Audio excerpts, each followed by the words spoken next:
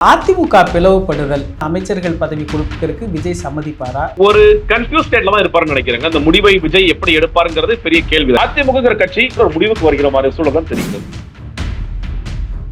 இவங்கெல்லாம் ஒரு அணியா பாஜக விட்டுட்டு இவங்க வராங்க அப்படிங்கறனால இவங்க ஏத்துக்க மாட்டாங்க தானே சார். அது விஜயே கூட விரும்ப மாட்டாருன்னு நம்ம புரிஞ்சுக்க முடியும். இனிமேல் எனக்கு அதிமுக வேண்டாம் அப்படின்னு சொல்லி வந்தாங்கன்னா நீங்க உங்களை அதிமுகன்னு சொல்லி கூப்பிடுவீங்களா இல்ல தாவேக்குள்ள வந்த நண்பர்கள் பாப்பீங்க? இவர்கள் மேல இந்த வழக்கெல்லாம் என்ன ஆகும்னு ஒரு கேள்வி கேட்கப்படும். அப்ப இந்த வழக்கு நிறுத்தி செய்ய போறதுக்காக தான் நீங்க ஒருவேளை இந்த கூட்டணிக்கு அவங்க வர்றாங்களோ, அதுக்காக தான் விஜய்க்கு ஆதரவு கொடுக்குறாங்களோ? பாஜக உள்ள இருந்து இந்த வேலை எல்லாம் செய்யுதா இல்ல இவங்களாவே ஒரு பதவிக்காக அதிமுக உடைச்சிட்டு வெளியே வராங்களா? இதை மோடி விரும்புறாரான்னு ஒரு கேள்வி எழுது.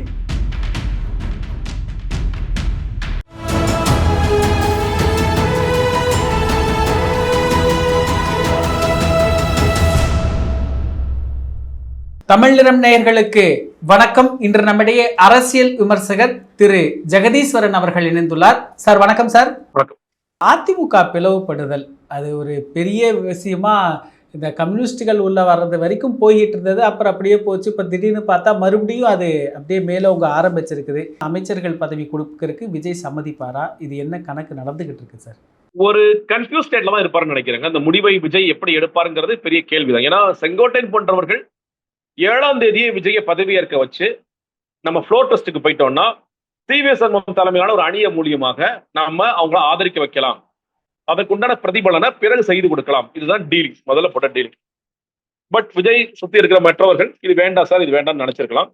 நமக்கு கொஞ்சம் காலதாமதம் ஆனாலும் பரவாயில்ல, இல்ல ஆட்சி அமைக்காட்டி கூட பரவாயில்ல, நம்ம கம்யூனிஸ்ட் நம்ம அஜெண்டா திமுக கூட்டணி உடைக்கிறதானே தவிர அந்த இது சும்மாவே வீணா போயிடும் அப்படிங்கிற ஒரு இடத்துக்கு அவங்க நகர்ந்துட்டாங்க. பட் ஸ்டில் இன்னைக்கு விடுதலை சிறுத்தைகள் அல்லது லெப்டிஸ்ட் கொடுக்கின்ற இந்த விமர்சனங்களை விஜய் தொடர்ச்சியா தாங்குவாரா? அப்ப ஏன் நம்ம ஒரு ஊசலாட்டத்திலே இருக்கணும்? நம்ம ஒரு ஊசலாட்டம் போயிடுச்சுன்னா என்ன பண்றது? நம்ம இப்ப ஸ்டேபிளா இருக்கணும்னா நம்ம ஏன் இவங்களை இன்டெக்ட் பண்ணிக்க கூடாது? அது ஒன் தாடா உடைச்சு கட்சி தாவல் பொருந்தாத மாதிரியான ஒரு விஷயமாகவும் இருக்கலாம். இல்ல கட்சிக்குள்ளே நீங்க வாங்க, ராஜினாமா பண்ணுவாங்க, இல்ல ஏதோ ஒன்று நடக்கும், அந்த மாதிரி ஒரு அரேஞ்ச்மெண்ட் பண்ணலாம் அப்படிங்கிற யோசனைகள்லாம் நிச்சயமாக போகும். இதில் எதை விஜய் எடுக்கின்றார் அப்படிங்கிறதுல விஜய் ஆட்சிக்கான ஸ்திரத்தன்மை அப்படிங்கிற பார்வையில் அது பிளஸ் ஆக இருக்கலாம். ஆனா அதிமுக கொண்ட பேகேஜ் அவருக்கு மைனஸ் ஆக மாறணும். அதனால அவர் என்ன யோசிப்பாரு? விசிகா லெப்ட் இவங்க எல்லாம் உடைக்காம கடைசி வரைக்கும் நம்மளை கரையேற்றிட்டாங்கனாலே போதுமான ஒன்று, நம்ம அவசரப்பட்டு எடுக்க வேண்டாம் அப்படின்னு சொல்லி நினைக்கலாம். சோ அப்படி இருந்தா இவங்க என்ன பண்ணுவாங்க அப்படிங்கிற ஒரு பெரிய கேள்வி இருக்கிறது. இது ரொம்ப ஒரு சேலஞ்சிங்கான கேள்விதான் விஜய் அவர்களுக்கு. இது இந்த பக்கம் நம்ம போலாமா அந்த பக்கம் போலாமாங்கிற சேலஞ்சிங்கான கேள்விதான். இதுல அவர் எப்படி போறார் அப்படிங்கறத நம்ம பொறுத்து இருந்தான் பார்க்கணும். ஆனா ஒரு விஷயம் இதுல உண்மையாகிறது, அதிமுக கட்சி அது சொல்ற கஷ்டமா தான் இருக்கு. அதுவும் கிட்டத்தட்ட ஒரு முடிவுக்கு வருகிற மாதிரி சூழல் தான் தெரிகிறது. எஸ்.பி. வேலுமணி, சி.வி. சண்முகம் இவங்கெல்லாம் ஒரு அணியா வரத கம்யூனிஸ்டுகள் ஏத்துக்க மாட்டாங்கிறது நம்ம, ஏன்னா இப்போ பாஜகவோட கூட்டணி வச்சு ஜெயிச்சவங்க தான். பாஜக இல்லாம பாஜக விட்டுட்டு இவங்க வராங்க அப்படிங்கறனால இவங்க ஏத்துக்க மாட்டாங்க தானே சார். அது விஜயே கூட விரும்ப மாட்டாரு தானே நம்ம புரிஞ்சுக்க முடியும். நான் உங்கள்கிட்ட இதாவே வர்றேன். நான் கிட்டத்தட்ட கட்சி தாவல் தடை சட்டம் பொருந்தாத மாதிரி ஒட்டுமொத்தமாக நான் பிரிஞ்சு வர்றேன், ஒரு அணியா வர்றேன், இனிமேல் எனக்கு அதிமுக வேண்டாம் அப்படின்னு சொல்லி வந்தாங்கன்னா நீங்க உங்களை அதிமுகன்னு சொல்லி கூப்பிடுவீங்களா இல்ல தாவேக்குள்ள வந்த நண்பர்கள்னு பாப்பீங்களா? அப்படி ஒரு கேள்வி இருக்குல்ல. அப்ப அதை எப்படி எடுப்பாருன்னு கேட்கிறேன். நீங்க பேகேஜ் ஸ்டில் பேகேஜ் இருக்கதான் செய்யும். இவர்கள் மேல இருக்க வேலுமணி வழக்கு இல்லைன்னு ஆயிடுமா? தாவேக்கு சரி ஆகாது இல்ல. செங்கோட்டையனே தூய்மையாக்கப்பட்ட மாதிரி இவங்களும் தூய்மை ஆயிருவாங்க தானே, வாஷிங் மிஷின்ல போட்டு எடுத்துருவாங்கல்ல. கரெக்டான பாயிண்ட் தான். நீங்க சொல்ற மாதிரி குப்பா கிருஷ்ணன், செங்கோட்டையன் அவர்கள் மேல இருந்த பேகேஜ் எல்லாம் போன மாதிரி இதை ஆயிடலாமே அப்படி சொல்ற மாதிரி நாங்க அதிமுக கட்சியே நாங்க இல்ல, இனிமேல் நாங்க புதுசா வர்றோம். ஆனா மக்கள் எப்படி பார்ப்பாங்க? இப்போ இன்னைக்கே செங்கோட்டையன் மேல விமர்சனம் வச்சுட்டு தான் இருந்தாங்க சில பேர். இவர் தூய சக்தியாங்க, நீங்க தூய சக்தியாங்க ஒரு கேள்வி வச்சுட்டே தான் இருந்தாங்க. இன்னைக்கு அது ஒரு பெரிய ஆலையில அது கரைஞ்சு போயிடுச்சு, பெருசாக பேசப்படல. ஆனா ஆட்சி அமைத்த பிறகு இந்த வேலை நீங்க செஞ்சீங்க அப்படின்னா அந்த கேள்வி முன்னை விட அதிகமாக பேசப்படும், விவாதிக்கப்படும். இவர்கள் மேல இந்த வழக்கெல்லாம் என்ன ஆகும்னு ஒரு கேள்வி கேட்கப்படும். அப்ப இந்த வழக்கு நிறுத்தி செய்ய போறதுக்காக தான் நீங்க ஒருவேளை இந்த கூட்டணிக்கு அவங்க வர்றாங்களோ, அதுக்காக தான் விஜய்க்கு ஆதரவு கொடுக்குறாங்களோ அப்படிங்கிற கேள்விகளா முன்வைக்கப்படும். அப்ப அதை விஜய் எப்படி ஃபேஸ் பண்றாரு அப்படின்னு இதுல மோடியுடைய பார்வை எப்படி இருக்கும் சார்? பாஜக உள்ள இருந்து இந்த வேலை எல்லாம் செய்யுதா இல்ல இவங்களாவே ஒரு பதவிக்காக அதிமுக உடைச்சிட்டு வெளியே வராங்களா? இதை மோடி விரும்புறாரான்னு ஒரு கேள்வி எழுது. இல்லங்க, மோடி அவர்களுக்கு பெரிய சே இருக்குன்னு எனக்கு தோணல. ஏன்னா இவங்களுக்கு இன்னைக்கு எடப்பாடி பழனிசாமி தலைமையை நம்பி கிட்டத்தட்ட 11வது தேர்தல் தோல்வி ஆயிடுச்சு. ரிவோல்ட் நடக்கத்தான் செய்யும். யாரு இந்த கட்சியை கூட்டிட்டு போங்க? எடப்பாடி பழனிசாமி நம்பணும். அவரு கிட்டத்தட்ட இனி ஜெயிக்க முடியாதுங்கிற ஒரு இடத்துக்கு கொண்டு போயிட்டார், கட்சியை நகர்த்திட்டாரு. அப்ப யாரோட தலைமை ஏற்றால் சரியாக இருக்கும்? நமக்கு அட்லீஸ்ட் இன்னொன்று பவர் ஷேரிங்ல போனா நமக்கு கொஞ்சம் அட்லீஸ்ட் பெனிஃபிட்டாவது கிடைக்குமே. ஏன்னா ஒரு சில எம்எல்ஏக்கள், நான் பேர் சொல்ல விரும்பல, 100 கோடி இருக்காங்க. அதிமுக எம்எல்ஏக்கள் 100 கோடி செலவு பண்ணிருக்காங்க இந்த தேர்தலுக்கு. இப்ப அதை எடுக்கணுமா இல்லையா? அப்ப அந்த கேள்விகள்லாம் இருக்குல்ல. அப்ப அதுக்காவது பவர் ஷேர் பண்ணணும்னு அவங்களுக்கு ஒரு பேர் சொல்லல, ஆனா கோயம்புத்தூர்னு புரிஞ்சுக்கலாமா சார்? இல்ல, எங்க ஊர் பக்கம் கூட நீங்க புரிஞ்சுக்கலாம். அதனால எங்க வேணாலும் இருக்கலாம். சோ அந்த பவர் ஷேரிங் எல்லாம் இருக்கு. சோ அதுக்கு நீங்க பவர் ஷேர் பண்ணாதான் சரியா வருங்கிறது கூட நீங்க யோசனையாக இருக்கலாம். பட் ஸ்டில் அகைன், விஜய் இந்த பேகேஜ சரியா எடுத்துக்கிறாரா, இல்ல அது வந்து பழக்கம் போல யாராவது தேவைக்கு ஏதாவது முட்டு கொடுத்துருவாங்களா? செங்கோட்டையன் இப்படிதானே வந்தாரு, அவர் தூய்மை ஆயிட்டாருங்க, அந்த மாதிரி முட்டு கொடுப்பாங்களா? ஏன்னா இவங்க மேல இன்னைக்கு வழக்குகள் பெண்டிங்ல இருக்கு, வரப்போறவங்க மேல வழக்குகள் பெண்டிங்ல இருக்கு. அப்ப அந்த வழக்குகள் என்ன ஆகும் அப்படிங்கிற கேள்வியும் சேர்ந்து இருக்குல்ல. நீங்க அமைச்சரைக்குள்ளே வர்றீங்க அப்படின்னா அந்த வழக்கு எல்லாம் என்ன ஆகும்? திமுக மேல இருக்கிற வழக்குகள் வந்து அப்படியே லைவா இருக்கும், அதிமுக அமைச்சர்கள் மேல இருக்க வழக்கெல்லாம் வந்து காணா போயிடும் அப்படிங்கிற ஒரு இடத்துக்கு வந்துடும்ல. அதை எப்படி விஜய் பார்க்கிறார்? சில பேர் இல்லைங்க, ஸ்திரத்தன்மை முக்கியம், நீங்க கம்யூனிஸ்ட் நம்பி காலம் தள்ள முடியாது, நீங்க விசிக நம்பி காலம் தள்ள முடியாது, நமக்கு இதுதான் முக்கியம் அப்படி ஒரு இடத்திற்கு நகர்த்தலாம். அந்த நேரத்தில் மோடி அவர்கள் ஏதாவது பண்ணலாம். இதுவரை இன்னைக்கு இயல்பாகவே இது நடக்குதான் நான் பார்க்கிறேன். பட் அவங்க சம்மதம் கொள்வாங்க. ஒரு கட்சியை காலி பண்றோம், நம்ம வந்து ஜெயலலிதாவோட இறப்பிற்கு பின்னாடி சசிகலா அவங்க தலையில ஒரு கை வச்சாரு, அன்னைக்கு கை வச்சது கொஞ்சம் கொஞ்சமா கரைச்சி இந்த இடத்துக்கு வந்திருக்கிறத நம்ம பார்க்கலாம். நீங்க ஒரு கத்தி மேல நடக்கக்கூடிய ஒரு ஆட்சி அப்படிங்கிற மாதிரி தான் நம்ம புரிஞ்சுக்கணும். அப்படிதான ஒரு ஆட்சி தான் இப்ப தமிழகத்துல நடந்திருக்குங்கிறத நம்ம எடுத்துக்கலாம் தானே சார்? கண்டிப்பா அப்படிதாங்க. நீங்க தான் சொல்ற இல்லையா, இது தினம் தினம் நீங்க வரப்போற இஷ்யூஸ், இன்னும் சொல்ல போனா உங்களை எதிர்கட்சியாக திமுகவும் இன்னொரு கட்சியாக அதிமுகவும் ஒருவேளை இதெல்லாம் நடக்கல அப்படின்னா, ஏன்னா இது நடக்கிற கால தாமதம் ஆகுதுன்னா 2 பேருமே சேர்ந்து எதிர்ப்பார்கள். அப்ப அந்த எதிர்வினைகளை விஜய் எப்படி தாங்குவார்? அது இப்ப வந்திருக்கிற மினிஸ்டர்ஸ் எல்லாம் ஃப்ரெஷ்ஷா இருக்க மினிஸ்டர்ஸ். இன்னைக்கு பாத்தீங்கன்னா ஒரு மினிஸ்டர் வந்து தன்னோட எம்எல்ஏ பதவிச்சான்றிதழ மறந்து வந்துட்டாங்க, அதனால பதவி ஏற்க முடியலன்னு சொல்லி சொல்றாங்க. விஜய் அவர்களும் ஆளுநர்கிட்ட போகும்போது அந்த பேப்பரை மறந்து வச்சு கார்ல மறந்து வச்சுட்டு பார்க்கின்றோம். இதெல்லாம் ஒரு சாதாரண மனிதருக்கு நடக்கக்கூடிய ஒன்றுதான். ஆனா ஒரு கவர்னன்ஸ் வரும்பொழுது இதெல்லாம் பெருசா ஆக்கப்படும், இது பெரிதாக பேசப்படும். அப்போ நீங்க கேட்கப்பட போகின்ற கேள்விகள் என்னென்ன, இந்த துறைகள் ரீதியாக கேட்கப்பட போற கேள்விகளுக்கு இவர்கள் என்ன பதில் சொல்வார்கள், எப்படி தயாராவார்கள் அப்படிங்கிறதுலாம் நிறைய விஷயங்கள் இருக்கிறது. அப்போ இது வந்து சட்டமன்றத்துக்குள்ளேயும் சரி சட்டமன்றத்துக்கு வழியும் சரி பெரிய சேலஞ்ச் இருக்கத்தான் செய்யும். தொடர்ச்சியாக சேலஞ்சுனா ஒரு கம்ஃபர்டபுளான லைஃப்ல இருந்து ஒரு வந்தவருக்கு இந்த மாதிரி என்ன சொல்ல போனா, நேற்று அவர் போயிட்டு வந்து இத்தனை அங்க போ இங்க போ இங்க போ அங்க போ அப்படின்னு சொல்றது இன்னைக்கு டயர்ட்னஸ் முகத்தில் நிறைய தெரியும். பார்க்கும்போது ஐயோ அவர் தூக்கம்லாம் இல்லாம இருக்காரு அப்படிங்கறத நம்மளால புரிஞ்சுக்க முடிகிறது. இதை காலையில இவ்வளவு வெள்ளனை எந்திரிச்சு சினிமான கண்டிப்பா செய்வார், கடுமையான உழைப்பாளி தான், அதுல பிரச்சனை இல்லை. ஒரு அரசியலுக்காக காலையில இவ்வளவு சீக்கிரம் எந்திரிச்சு சட்டமன்றத்துல போகணும் அப்படிங்கிறது எல்லாமே புதிய விஷயம் தான், கஷ்டமான விஷயம் தான். இதெல்லாம் செஞ்சாதான் அரசியல். அவர் யோசிப்பர் மைண்டுக்குள்ள ஓடிட்டு இருக்கோம்ல, நம்ம எப்படி இருந்தோம், நம்ம இன்னைக்கு எப்படி இருக்கணும், சின்னதா மைண்டு கிராஸ் ஆகுமா ஆகாதா? அப்ப அதெல்லாம் யோசிக்கும் பொழுது அதெல்லாம் அவர் எப்படி சரியாக செயல்படுத்துவார், எப்படி அதெல்லாம் தாங்கிக் கொள்வார் அப்படிங்கிறது கேள்வியாக இருக்கத்தான் செய்கிறது. இந்த காங்கிரஸ் தாவேகா கூட்டணி ஒரு டஃப் அலைன்ஸ்குள்ளார விஜய் மாட்டிட்டாரு அப்படின்னு ஒரு பார்வையை முன்வைக்கிறாங்களே. ராகுல் காந்தியும் விஜயும் நடந்து கொண்ட விதம், அவர்கள் காட்டிய நெருக்கம் என்பது கண்டிப்பா ஒருத்தர் எந்த அளவு கோவப்படுத்தி இருக்குன்னா, மோடியே கோவப்படுத்தி வச்சிருக்கீங்க நீங்க, எனக்கு திமுக பிடிக்காதுன்னு சொல்ற மோடியை நீங்க கோவப்படுத்தி திமுக ஆதரவாளர் பேச ஆரம்பிச்சாங்க அளவுக்கு அவருக்கு கடுமையான கோபம் இருக்கிறது. அவருக்கு இன்னைக்கு சின்ன பதட்டமும் இருக்கும். ஏன்னா விஜய் அவர்களால நீங்க வந்து சவுத்துல சில ஓட்ஸை நமக்கு கொண்டு வர, அவரால் கொண்டு வர முடியும். ஏன்னா நம்ம ஏற்கனவே திராவிடியன் போர்சஸா இருந்துகிட்டு இவங்க எல்லாரும் வந்து கேரளா கர்நாடகா இவங்க எல்லாம் ஒரு மாதிரிதான் வாக்களிச்சுட்டு இருக்காங்க. இங்க நம்ம ஏற்கனவே நம்ம பெருசா நம்ம அதை உடைக்க முடியல. அப்போ வந்து விஜய் வச்சு பிரச்சாரம் எல்லாம் பண்ணுவாங்க, நீ இப்ப கேரளால பண்ணு, இப்ப கர்நாடகால பண்ணு பிரச்சாரம் எல்லாம் பண்ணுவாங்க. அப்ப இதுவுமே நமக்கு ஒரு பின்னடைவை தரும். 2029 நம்ம ஒரு கணக்கு வச்சிருக்கோம். நம்ம ஆக்சுவலி கணக்கு பண்ணது எடப்பாடி பழனிசாமி மூலியமாக நம்ம தமிழ்நாட்டிலே ஒரு 4 சீட் 5 சீட் வராதான் நம்ம கணக்கு பண்ணோம். இப்ப அதுவும் போயிடுச்சு இதுவும் போயிடுச்சு அப்படின்னா அவரே நிச்சயமாக கோவப்படுத்தும். இன்னொரு பக்கம் காங்கிரஸ் வந்து யாருடைய முதலியாவது அதை சவாரி செஞ்சுட்டே இருப்போம். நாங்க சொந்தமால உழைக்க மாட்டோம், அதெல்லாம் நான் உழைக்க மாட்டேன், யாருடைய சவாரில முதல் செஞ்சிடும் அப்படிங்கிற ஒரு பார்வையில் அவங்க போறாங்க.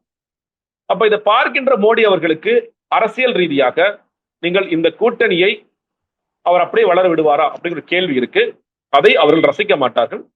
அதற்கு என்ன செய்யணுமோ அவங்க செய்வாங்க. நீங்க விஜய்க்கு கூடுதலாக அழுத்தமும் பிரஷரும் வருமானு கேட்டீங்கன்னா கூடுதலாக அழுத்தமும் பிரஷரும் வரத்தான் செய்யும். அதை அவர் எப்படி சமாளிக்கிறார் அப்படிங்கறத நம்ம பார்ப்போம். மோடி இப்ப என்ன யோசிக்கிறாரு, அதிமுக அழிஞ்சிருச்சு, திமுக நம்ம கூட கூட்டணி வருவாங்களான்னு யோசிக்கிறாரு. நம்ம ஏன் நம்ம கை கொடுத்து பார்க்க கூடாது, நம்ம ஒரு கையை நீட்டினா அப்படி கையை பிடிச்சிட்டு வந்துருவாங்களா அப்படின்னு நினைக்கிறாரு. அப்படி திமுக செய்ய மாட்டாங்க, கண்டிப்பா இந்த நேரத்துல நிச்சயமா செய்ய மாட்டாங்க, எந்த நேரத்துல செய்ய மாட்டாங்க. அப்ப அதை ஒரு முயற்சி செஞ்சிடலாமே நம்ம. ஏன்னா நமக்கு அதிமுக நம்பி இனிமேல் நம்ம மண்குதிரை ஆயிடுச்சு, அதை நம்பி நம்ம என்ன ஓட்டு வாங்க போறோம். அப்ப நமக்கு தமிழ்நாட்டில இருந்து சீட்ஸ் யார் கொண்டு வருவா? இந்த போட்டியில திமுக சீட்ஸ் வின் பண்ணுவாங்க, மேபி காங்கிரஸ்க்கு மக்கள் வாக்களிச்சுன்னா காங்கிரஸ்க்கு வெல்லுவாங்களே தவிர இதுல நம்மளோட ஸ்பேஸ் ரொம்ப கம்மியாயிடுச்சு, போயிடுச்சு. அப்ப நம்ம ஏன் அந்த முயற்சிகளை மேற்கொள்ள கூடாது அப்படின்னு சொல்லி பேசுவாரு. இன்னும் சொல்ல போனா அவரு ஓபனா கூட கேட்டாலும் கேட்பார், அவன் எடப்பாடி பழனிசாமி நான் கழட்டி விட்டுறேன், நீங்க வேணா உள்ள வரீங்கன்னு கேட்டாலும் கூட கேட்பாரு. இதெல்லாம் நடக்கும்.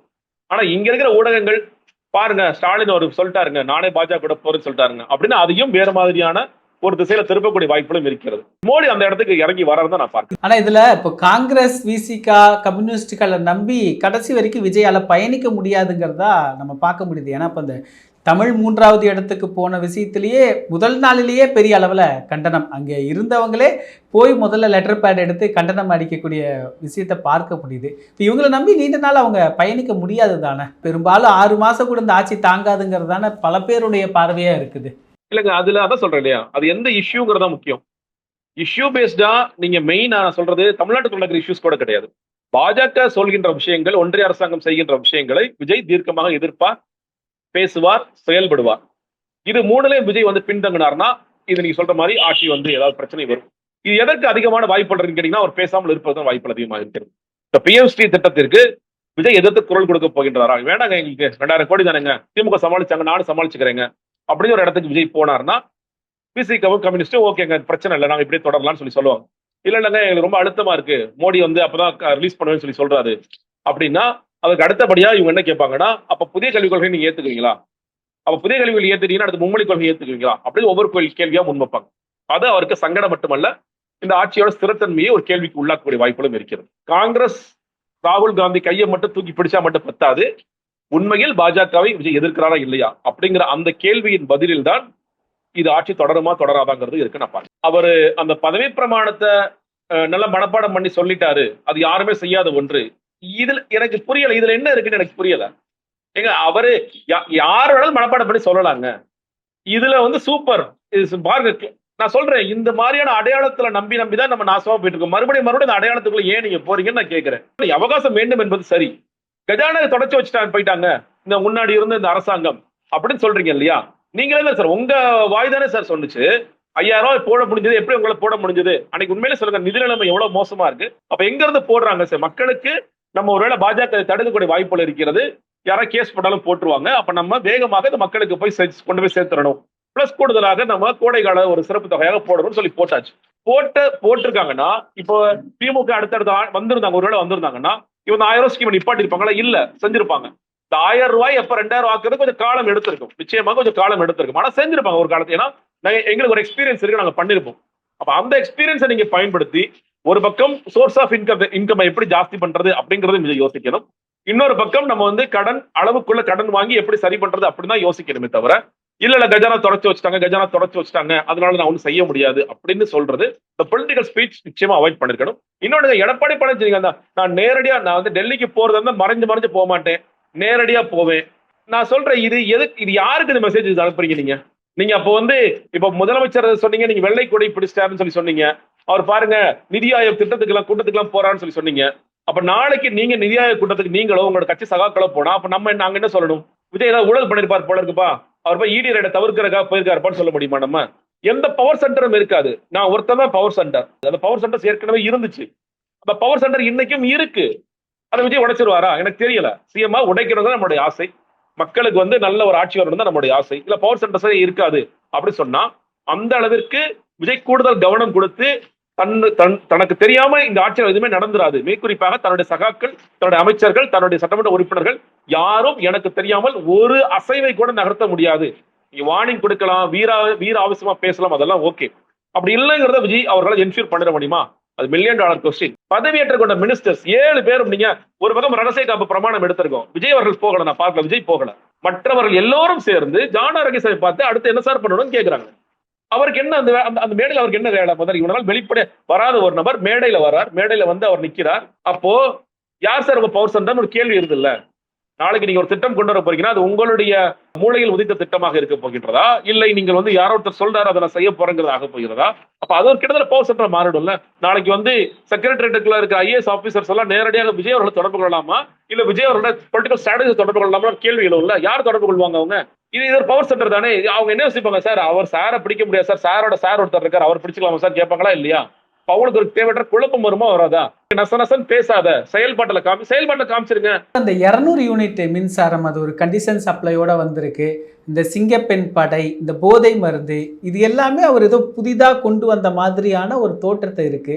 இது எல்லாமே ஏற்கனவே இருக்கிறது தானே. அந்த 200 யூனிட் மின்சாரம் அது தவிர இந்த 2 திட்டங்களும் இருக்கிறது தானே. இதுல என்னத்த அவர் புதுசா கொண்டு வந்திருக்கிறாருன்னு நம்ம பார்க்க முடியும். இல்லைங்க, அதாவது நீங்க உண்மையிலேயே பாலியல் குற்றங்களை தடுக்கணும், குறைக்கணும்னா நீங்கள் செய்ய வேண்டிய வேலை என்ன தெரியுமா? எந்த ஒரு பாலியல் குற்றம் நடந்தாலும் 3 மாசத்துக்குள்ள சார்ஜ் ஷீட் நான் போடுவேன். நான் கொண்டு போய் ஜுடிஷியரியில விட்டுருவேன். ஜுடிஷியரிக்குள்ள வந்து அக்யூஸ்டுக்காக ஆஜராகிற வழக்கறிஞர், அரசு வழக்கறிஞர் அதுல டிலே பண்ணாங்கன்னா அது என் கையில இல்ல. இந்த அரசு வழக்கறிஞருக்கு டிலே பண்ண கூட என் கையில கொஞ்சம் இருக்கு. அந்த வழக்கறிஞர் வேணும்னே காலதாமதப்படுத்துறாரு, அவர் ஏதோ யாரையோ கரெக்ட் பண்றாரு அப்படின்னா அது வேற. நான் போலீஸாக என்னுடைய அரசாங்கம் ஒரு குற்றவாளியை கண்டுபிடித்து ஒரு 3 மாசத்துக்குள்ள குற்றப்பத்திரிகை தாக்கல் செய்து அவன் ஜெயில விட்டு ஜாமீன் கேட்டு போவான்ல, ஜாமீன் கேட்டு போக முடியாத அளவிற்கு அந்த நாட்களுக்குள் 90 நாட்களுக்குள்ள வெளியே போயிடறான். இந்த 90 நாட்களுக்குள் என்னால் ஒரு குற்றப்பத்திரிகை தாக்கல் செய்ய முடியும். தாக்கல் செய்த பிறகு கோர்ட்டும் வேகமா ஸ்பீடு ஜஸ்டிஸ் கொடுக்கணும் தான் நிச்சயமாக முடியும். இதுதான் நீங்க உண்மையில செய்யணுமே தவிர, இதை தாண்டி நீங்க இன்னைக்கு விஜய் அவர்கள் என்னத்தை வச்சிருக்கணும்? ஒட்டுமொத்தமாக பாலியல் பெண்டிங் கேசஸ் எவ்வளவு இருக்கு எடுங்க. போக்சோ வழக்குல எத்தனை இருக்கு? இனிமேலு டேர்ன் அரவுண்ட் டைம் 6 மாசம். என்னுடைய காலத்துல என்னோட பழைய வழக்கு எல்லாத்தையும் சீக்கிரமா முடிங்க. இதற்கு நான் சிறப்பாக நான் வேலை செய்வேன். ஜுடிஷியரியில நான் வேகமா வேலை செய்ய சொல்றேன், சட்டமைச்சர்கிட்ட நான் அதை சொல்றேன். அப்படிங்கிறதா இதற்கு உண்மை. சார், இது விஜய் அவர்கள் மட்டும் சொல்லல, எல்லோருக்குமான தீர்வாக இதுதான் இருக்க முடியும். ஏன்னா இன்னைக்கு நீங்க சொல்றீங்க பேட்ரோலிங் இன்க்ரீஸ் பண்றேன். நீங்க கடைசியாக விளாத்திக்குளம் இல்லையா, ஒரு குழந்தை வந்து ஒருத்தர் பாலியல் வன்புணர்வு பண்ணான். ஜெயில போயிட்டு அந்த அவன் பேர் முனீஸ்வரனா ஏதோ வீர முனீஸ்வரனா ஏதோ ஒண்ணு, தர்ம முனீஸ்வரன். ஆமா, அவன் யாரு? ஒரு அக்யூஸ்ட். ஏற்கனவே அவன் மேல தண்டனை இருக்கு. அவன் எப்படி பரவல வெளியே வந்தாங்கிறது தெரியல. அது ஒண்ணு. இன்னொடுங்க, அந்த குழந்தைக்கு இருக்கிற பிரச்சனை விஜய் கூட தப்பா பேசினார். அவர் என்ன சொன்னாரு? பள்ளிக்கூடத்துல கழிவறை இல்லாதனால அந்த பொண்ணு இல்ல, அது பள்ளிக்கூடத்துக்கு போகல, அந்த பொண்ணு வீட்டுல இருந்து கழிவறை இல்லாதனால வெளியே போன பொண்ணு. அந்த பொண்ணு ஒதுங்குறதுக்காக போகுது. இதை பாக்குற இந்த நாயி அந்த பொண்ணை தூக்கிட்டு போய் இவன் வந்து இது மாதிரி பண்றான். இப்போ இந்த இடத்துல நீங்க பேட்ரோலிங் என்ன பண்ண முடியும் நீங்க நினைக்கிறீங்க? இந்த இடத்துல எது மாறி இருக்கணும் நீங்க நினைக்கிறீங்க? நான் சொல்லுவேன், இந்த வீடுகளுக்கு ஸ்வச்ச பாரத் திட்டத்துல டாய்லெட் கட்டி கொடுத்துறேன்னு ஒருத்தி சொன்னீங்கல்ல, அப்போ மத்திய அரசாங்கம் டாய்லெட் கட்டி கொடுக்கலையா? நடுவுல இருந்த செக்ரட்டரி அதிகாரிகள் யாராவது அந்த காசை திருடிட்டு உங்களுக்கு வந்து டாய்லெட் கட்ட விடாம இருக்கானா? அதுதான் இங்க கேள்வி. ஆனா நம்ம இதை அப்படியே என்ன பண்ணிடுறோம், இது வேற மாதிரி ஒரு திசையில கொண்டு போறோம். சரி, ஓகே. இப்ப இந்த இடத்துல விஜய் அவர்களுடைய சிங்கப்பெண் படை திட்டம் இருக்கிறாங்க, காவல்துறை ரோந்தல் இருக்கிறாங்க. இதை நீங்கள் இந்த குற்றத்தை தடுத்திருக்க முடியுமா? இல்ல, எனக்கு தெரிஞ்சு இல்ல. நீங்க தர்மமுனீஸ்வரன்கிற ஒரு குற்றவாளி, ஒரு அக்யூஸ்ட் எப்படி வெளியே சுத்திட்டு இருக்கான் அது நமக்கு தெரியல. அது ஜுடிஷியல்ல கோளாரா, போலீஸ்ல கோளாரா, எங்க இருந்து வந்துச்சு அப்படிங்கறதா இங்க பிரதானமான கேள்வி. அது நடக்கல. அதே மாதிரி அந்த ஒரு நாளைக்குள்ள 24 மணி நேரத்துல 3 விதமான சம்பவம் நடந்துச்சு. நாமக்கல்ல ஒன்று நடந்துச்சு, அதே மாதிரி மேல்மருவத்துல நடந்துச்சு. நீங்க வந்து ஒரு பையன் ஒரு 2 பொண்ணுங்களை ஏத்திட்டு போறான். அந்த குளத்துக்கரையில 4-5 பேர் ரவுடிகள் உட்கார்ந்து இருந்தவங்க, அவனுக்கு வந்து அந்த பையனை அடிச்சுட்டு அந்த பொண்ணை வந்து ஒரு பொண்ணை வன்புணர்வு பண்ணிட்டாங்க அப்படிங்கிறது கேஸ். இதுல என்னன்னு கேட்டீங்கன்னா, காவல்துறை இந்த வழக்கை எடுக்கிறது நிறைய தாமதம் இருக்கிறது. இதுல நீங்க சொல்லலாம், ஏன் காவல்துறை இந்த மாதிரி மோசமா செயல்படுறாங்க? நீங்க பல நேரங்கள்ல பெண் சொல்றது கஷ்டமா தான் இருக்கு, பெண் ஆய்வாளர்கள் தான் ரொம்ப எகென்ஸ்டாவே இருக்கிறாங்க. நீங்க குற்றவாளி உடனடியாக அந்த குற்றத்தை வந்து பதியணும் அப்படிங்கிறது. ஏன்னா இதுல நீங்க பாருங்க, ஒரு அரசாங்கமாக அது முதலமைச்சர் ஸ்டாலினோ, முதலமைச்சர் எடப்பாடியோ, முதலமைச்சர் விஜயோ, அவங்க எல்லோருமே வேகமாக இந்த கேஸை நீங்க நடத்தணும் தான் நினைப்பாங்க. ஆனா லோக்கல்ல இருக்கிற அந்த போலீசிங் இருக்குல்ல, அவங்க என்ன பண்றாங்க, ஏதோ காசு வாங்கிட்டோ இல்ல ஏதோ சமூக ரீதியான ஒரு பார்வை கொடுத்தோ, ஜாதி ரீதியாக பார்த்தோ ஏதோ ஒண்ணு பண்ண தயங்குறாங்கல்ல, அதை நீங்க எப்படி மாத்துவீங்க? அதுதான் இங்க கேள்வியாக இருக்கிறது. நீங்க காவல்துறை மரணங்கள் அதிமுக காலத்திலும் நடந்துச்சு, திமுக ஆட்சி காலத்திலும் நடந்துட்டே தானே இருக்கு. அதுக்கு ரிஃபார்மா நீங்க என்ன பண்ணணும்? அதெல்லாம் நம்ம பண்ணணும். இல்ல திமுக நடந்த இது மட்டும் நான் கடிச்சிட்டேன், நான் வந்து போராட்டம் பண்ணிட்டேன்னா அது மாறாது. போலீஸ்ல இன்னொன்னு, நீங்க சிங்கப்பெண் படை திட்டம் ஓகே, ரைட், ஓகே, புதுசாக நீங்க உருவாக்குறீங்க. இன்னைக்கு இருக்கிற மிகப்பெரிய பிரச்சனை காவல்துறையில இருக்கிற பற்றாக்குறை. வேகன்சிஸ் எவ்வளவு இருக்கு? இந்த வேகன்சிஸை சரி பண்றதுக்கு முதல் ஸ்டெப் எடுத்து வைக்கணும். சரி, வேகன்சி சரி பண்ணா என்ன வேணும்? காசு வேணும். காசுக்கு எங்க இருந்து போறது? சோர்ஸ் ஆஃப் இன்கம் உருவாக்கணும். சோர்ஸ் ஆஃப் இன்கம் வராட்டி என்ன பண்றது? மத்திய அரசாங்கத்தை ஏன்பா காசு கொடுக்க மாட்டேங்கிறீங்க? எனக்கு டெவல்யூஷன் ரொம்ப கம்மியா இருக்கு, எனக்கு அதிகமா கொடுங்கப்பான்னு அவங்களை ஜிஎஸ்டியை பத்தி பேசணும், போராடணும். இது நடக்கணும். ஒண்ணு, நம்ம இங்க உள்ளூர்ல இருந்து வருவாயை உருவாக்கணும். இல்ல மேல இருந்து ஒரு தட்ட வருவாய் கொடுப்பான்னு சொல்லி கேட்கணும்.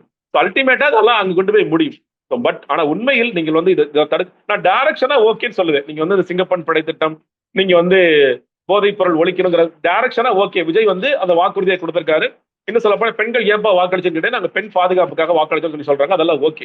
பட் இது எவ்வளவு எஃபெக்டிவா இருக்கும், இது இம்ப்ளிமெண்டேஷன் பார்ட் இருக்க சிக்கல்கள் என்ன அப்படிங்கறதெல்லாம் யோசிச்சு செய்யறாங்களா, இல்ல நம்மளும் ஏதோ ஒண்ணு செய்யறோம் செய்யறாங்களா அப்படிங்கிற பெரிய கேள்வி இருக்கு.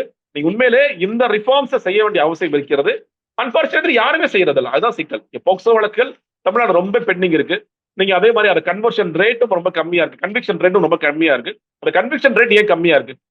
100 பேரை கொண்டு போய் நிப்பாட்டினா அதுல 9 பேரை தவிர 91 பேர் தப்பிச்சு போயிடுறான்னா இங்க சிக்கல் எங்க இருக்கு? போலீஸ்லயா, ஜுடிஷியல்லையா, எங்க இருக்கு அப்படிங்கறது நம்ம சேர்த்து பார்க்க வேண்டியதா இருக்கு. அப்ப இதுல எல்லாம் நிறைய கான்சென்ட்ரேட் பண்ணீங்கன்னா இது எல்லோருக்குமே ஒரு பயனுள்ளதாக இருக்கும். போதை பத்திங்க, நீங்க போதை எனக்கு தெரிந்த வரைக்கும் தமிழ்நாட்டுல இந்த கஞ்சா செடிகள் நீங்க ஒரு காலத்துல தேனி பக்கம் எல்லாம் அதெல்லாம் அழிச்சிட்டாங்க. நல்லா தெரிஞ்சுக்கங்க, இங்கு பயிரிடப்பட்டு அந்த கதைகள்லாம் முடிஞ்சிருச்சு. அதை போலீஸ் ரொம்ப பண்ணிட்டாங்க. இன்னைக்கு உங்களுக்கு கஞ்சா எங்க இருந்து வருது? AOB border, Andhra Orissa border. நிறைய பேரு அந்த பார்டர்ல குடிசை தொழில் மாதிரி பண்ணிட்டு இருக்காங்க. இப்போ நம்ம என்ன பண்ணணும்? தமிழ்நாட்டு போலீஸ் ஆந்திரா ஒரிசா பார்டர்ல போய் அனுப்பிச்சு நீங்க ஏதாவது பண்ணுங்கப்பான்னு சொல்லி சொல்லணுமா? இல்ல ஒன்றிய அரசாங்கத்தை அப்பா ஆந்திரா ஒரிசா பார்டர்ல இருக்கிற ஏன் நடக்குது அதை நீ அழிச்சிருன்னு சொல்லி சொல்லணுமா அப்படிங்கிற ஒரு கேள்வி. இது கஞ்சா, ஸ்பெசிபிக் கஞ்சா சொல்றேன். ஹெராயின், மற்ற இன்னும் உயர் ரக போதை வஸ்துக்கள் இதெல்லாம் வெளிநாடுகள் இருந்து, குறிப்பாக ஆப்கானிஸ்தான்ல இருந்து 90% அவங்க அதான் தொழிலாவே பண்றாங்க. அவங்க அது நமக்கு வருது. இதோட ரூட் என்னங்க?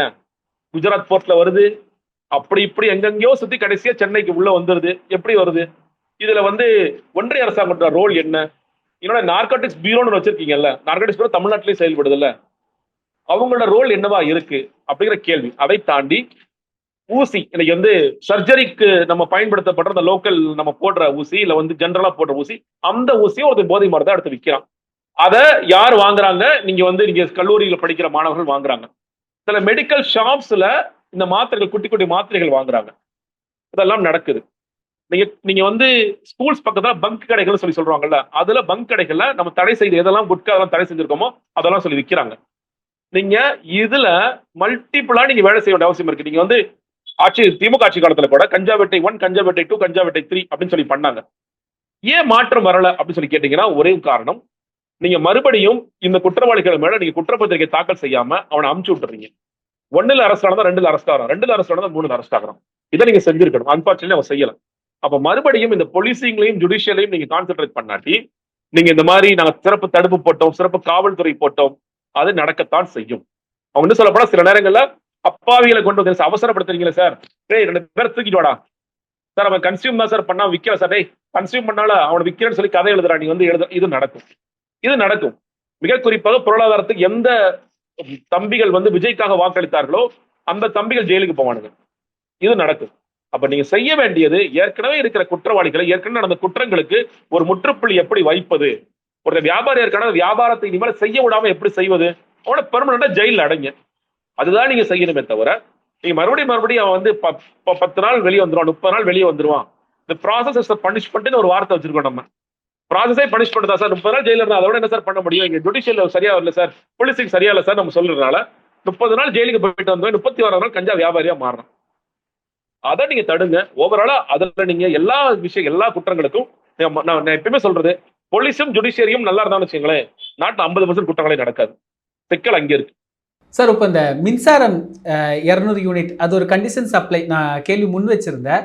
அதோடு சேர்த்து சார் இப்போ இந்த 12 லட்சம் கோடி அவருடைய திட்டங்களுக்கு ஆகும் அப்படின்னு ஒரு மதிப்பீடு கொடுக்குறாங்க. இவர் கஜானா காலி, வெள்ளை அறிக்கை வெளியிடுற அது எல்லாத்தையும் தாண்டி இந்த தேர்தல் அறிவிப்புகள் மக்கள் பெருசாக எதிர்பார்க்கலன்னு ஒன்று சொல்கிறாங்க. இவர் செய்யவே இல்லைனாலும் பரவாயில்ல, மக்கள் அதுக்காக ஓட்டு போடலன்னு ஒன்று சொல்கிறாங்க.